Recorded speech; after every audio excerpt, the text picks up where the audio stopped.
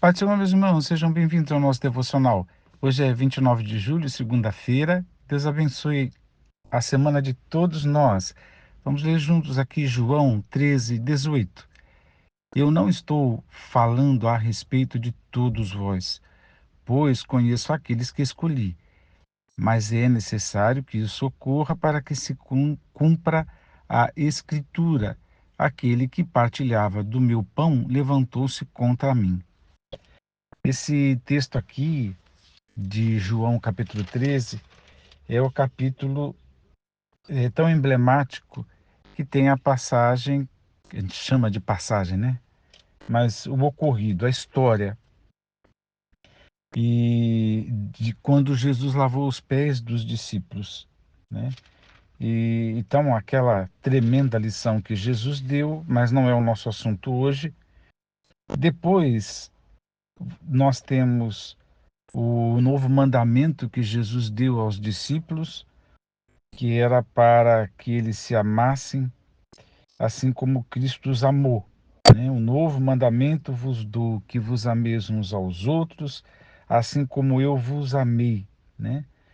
E que é também tremendo, tem a advertência para Pedro com relação à questão de negar a Jesus.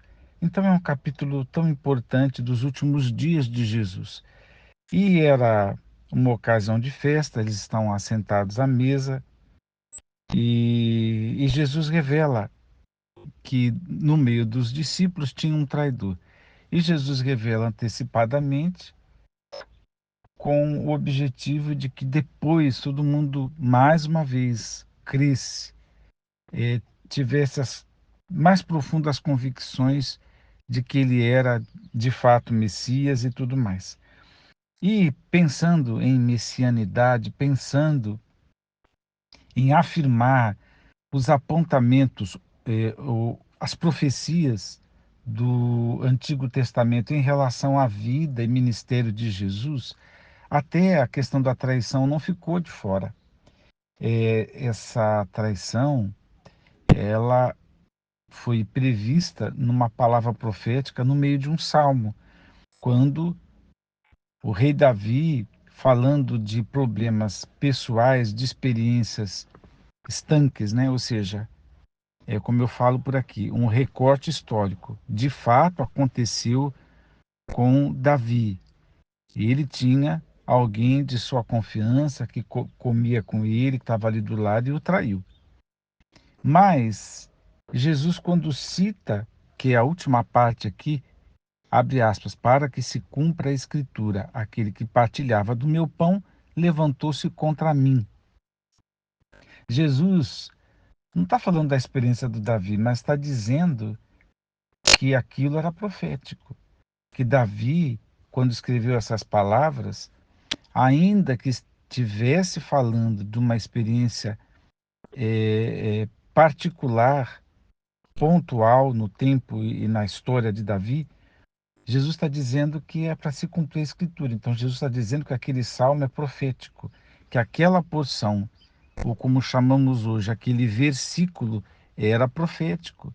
Então, era necessário que, que tivesse um traidor, porque a Bíblia foi fazendo esses apontamentos. E para quê? Para que nós crescêssemos cada vez mais profundamente e das muitas profecias que tiveram fiel cumprimento, essa é uma delas. E aí os debates, as questões são levantadas em torno deste ato de Judas, e há quem justifique as, as razões pelas quais Judas, justifique que eu diga, tenta explicar como é que Judas fez o que fez. Será que ele perdeu a paciência da passividade de Jesus, mensagem pacífica o tempo todo, de amar ao próximo, amar o inimigo, e ele queria forçar uma situação para que Jesus realmente tivesse um embate com Roma, né? Ou um momento frente a frente com autoridades, e aí tomasse iniciativa. Será que ele está querendo dar uma força? Muita gente pensou isso. Muita gente faz a leitura profética de que ele foi predestinado, ele é o filho da perdição e tinha que ser assim porque ele foi predestinado. Outros pensam, não, ele havia uma profecia, mas ele tinha uma escolha e ele podia ter dito não, né? Isso combina com o que Jesus disse no contexto dessa história, quando Jesus disse que era necessário que o Filho do Homem fosse traído, mas ai daquele por quem o Filho do Homem é traído, falando do tamanho da culpa que isso implicava, né? E outros pegam na mesma Bíblia e sublinham, né? O que? A questão de que o diabo entrou nele. Então ele fez o que fez porque o diabo manobrou toda a situação. Isso é uma informação importante, está escrito. Então a gente olha para essas possibilidades e fica aquela discussão maior. Ele teve uma escolha, ele foi predestinado, foi o diabo que entrou no seu coração, ou ele foi motivado por outras razões, ou porque era ladrão, né? Porque tinha uma cobiça maior do que todas as coisas e 30 moedas de prata seriam importantes para ele naquele momento. Tem coisas que nós vamos continuar debatendo, às vezes especulando, mas uma coisa é certa. Havia uma profecia, Jesus está citando aqui, de que o diabo entrou nele é verdade. De que Judas, alguém faria me permita a expressão, esse papel, alguém teria essa atitude e teria que ser um amigo, porque é isso que as escrituras falam, alguém próximo de Jesus. E ao mesmo tempo, a gente pensa que ele não está acima da média, que ele é como todo mundo que poderia ter dito não, que poderia ter escolhido diferente. Mas isso, como eu estou dizendo, é a maior discussão. E você vai fazer essa discussão por aqui? Claro que não. Mas eu quero pensar com vocês, meus irmãos, do que pode representar hoje trair Jesus, né? Nota que, no nosso caso, nós não fomos predestinados para trair Jesus, né? Nesse sentido, não nos alinhamos com Judas. Nós ficamos com as outras possibilidades de sermos tentados pelo diabo, né? De termos interesses outros, né?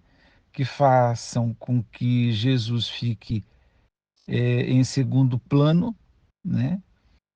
A gente pode ter e se identificar com Judas de várias maneiras. Mas o que eu também posso pensar, junto com os irmãos, é que o Judas teve o seu remorso, o seu arrependimento, que foi uma culpa que não dá para mensurar, que o levou a um ato de suicídio, né?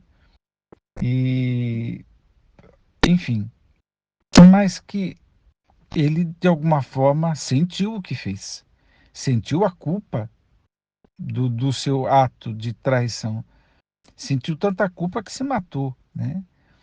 E aí, voltando, voltando, voltando para nós mais uma vez, o que é trair Jesus hoje, né? E pelo que estamos traindo Jesus? Quais são as moedas de prata dos dias de hoje? E Judas teve, como eu frisei bem, essa enorme culpa. Mas a gente vê que tem gente vendendo Jesus, né? Vendendo e vendendo Jesus, São ladrões, mercadores da fé, vendendo tudo quanto é coisa em nome do Evangelho, em nome de Jesus, usando Bíblia para dar golpes, portanto, ganhando fábulas de dinheiro, ganhando muito dinheiro e não tem culpa nenhuma. São ladrões cegos nos seus entendimentos, completamente entorpecidos, endurecidos pelo engano do pecado, e a cobiça fez com que o coração deles perdesse a sensibilidade de perceber que colocar a questão dinheiro na frente do Evangelho, na frente da pregação do reino de Deus, do arrependimento e todos os conteúdos do Evangelho é trair Jesus, né? Mas isso aí não são todos que fazem, né? A, a, enfim, mas eles existem. E nós, no nosso dia a dia, quando é que traímos Jesus? E pelo que estamos traindo? Ah, as pessoas, já que estamos falando de traição, quando pensam em adultério, por exemplo, tentam justificar as suas atitudes lançando culpa sobre o cônjuge, né? Ah, porque tem essa dificuldade, tem outra dificuldade, por isso que eu. Ou então começam num cinismo tentando justificar, né? Trair e coçar é só começar, né? Ou seja, isso é coisa nossa, isso acontece. Então a pregação, não do evangelho, mas uma pregação do mundo que é contra as relações monogâmicas, que ninguém devia estar amarrado, olha a expressão, amarrado com ninguém, mas que todo mundo deveria ser de todo mundo, porque isso acabava com esses problemas de traição, de feminicídio, por quê? Porque se as pessoas evoluíssem e ninguém fosse de ninguém, ninguém tivesse aliança com ninguém, que fossem relações abertas, relações eh, plurais, onde sempre cabe mais um, onde há trocas, há possibilidades, tudo isso acabava. Então, ele quer resolver um problema arrumando um problema maior ainda, né? Porque isso não combina com o traço perfeito de Deus, que é fidelidade, né? A marca do coração de Deus é fiel, ele é fiel.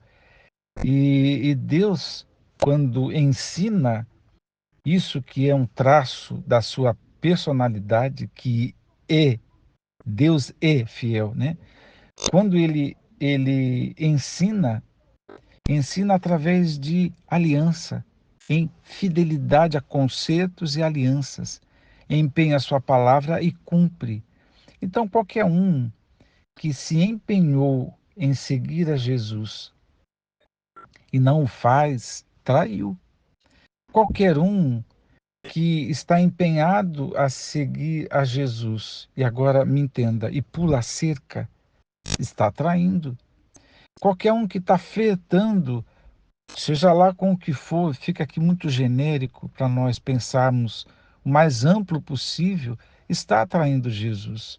E às vezes não é nem por valor monetário, mas é por um prazer passageiro, é para uma reafirmação, é para cumprir a agenda narcísica, para ver a questão do ego, é para se sentir dono de si mesmo, é para, sei lá, e tantas possibilidades também, vamos deixar também plural para nós pensarmos. Deus te abençoe, porque a gente olha muito para o Judas e quer saber o que rolou com Judas, mas seria bom hoje, um pouquinho, a gente olhar para nós e ver se a gente não está com alguma moeda de prata, né? Ou seja, se não tem coisa que a gente valorizou mais, renegando, negando, traindo, esquecendo-se de Jesus ou deixando Jesus à mercê, né? Que Jesus e o Evangelho fiquem para lá, deixa eu cuidar disso que é o meu interesse. Deus nos abençoe a pensar estas coisas e que Deus nos abençoe a ter arrependimento todos os dias e nos curvarmos diante de Deus todos os dias e reconhecermos as nossas culpas e confessarmos os nossos pecados e fazer de tudo para não se afastar de Jesus, para não trair Jesus, mas continuar na mesa da comunhão, do lado de Jesus, porque Ele é amigo fiel. Deus te abençoe. Vamos orar. Ó Pai eterno, dá-nos a tua graça. Não nos deixe trair o sangue inocente, o sangue de Jesus. Não queremos, ó Senhor, fazer coisa detestável que coloque Jesus em segundo plano, mas limpa o nosso coração e que Jesus seja o nosso louvor, a nossa adoração, a nossa prioridade e que o amemos de todo o nosso coração. É o que eu te peço, ó Pai, no nome de Jesus. Amém.